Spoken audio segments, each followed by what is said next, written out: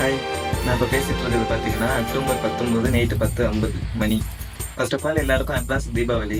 நான் எங்க அம்மா வீட்டு பிரிஞ்சு கிட்டத்தட்ட 17 வருஷம் ஆயிடுச்சு. சின்ன வயசுல எங்க அம்மா என்னை விட்டு போனனால ரொம்ப கஷ்டப்பட்டுருக்கேன். ஒரு தனிமையோட வலி என்னன்னு என்கிட்ட கேட்டீங்கன்னா அது தெரியும். நான் என்னோட கதையெல்லாம் கொஞ்சம் கொஞ்சமா சொல்றேன். இப்போ ஒரு சின்னதா சொல்றேன். நிறைய தனிமையெல்லாம் கடந்து இப்பவும் தனியா தான் இருக்கேன். ஏன்னா அப்போ வந்து கையில் காசு வந்திருக்காது. அப்படி இருந்தா தனியா ரொம்ப கஷ்டப்பட்டுருக்கேன். இப்போ கையில காசு இருந்து தனியா தான் கஷ்டப்பட்டுட்டு இருக்கேன். எல்லாரும் தீபாவளி ஜாலியா கொண்டாடுங்க. எனக்கு தீபாவளி நாளைக்கு காலையில இருந்தாலும் 11-12 தான் எந்திரிப்பேன். ரூம்ல தான் இருக்கேன்.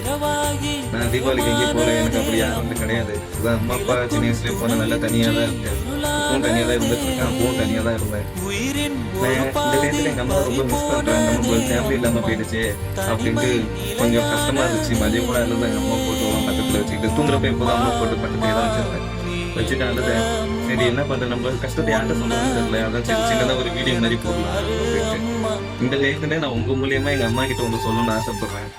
அதை சொல்றேன்.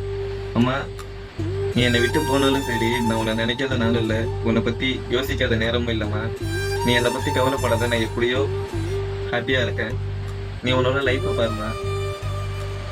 என்னை பத்தி நீ யோசிக்காதம்மா. மிஸ் யூ அம்மா. நான் எனக்கு ஒரு பாத்திரம் போல இருக்கு. என்னை வந்து என்னைக்காவது ஒரு நாள் நீ பாத்திர மாட்டியானே என் மனசு எங்குவான். அந்த ஒரே ஒரு ஆசை மட்டும் இருக்கு. அது மட்டும் நிறைவேற்றி மிஸ் யூ மா. Love you.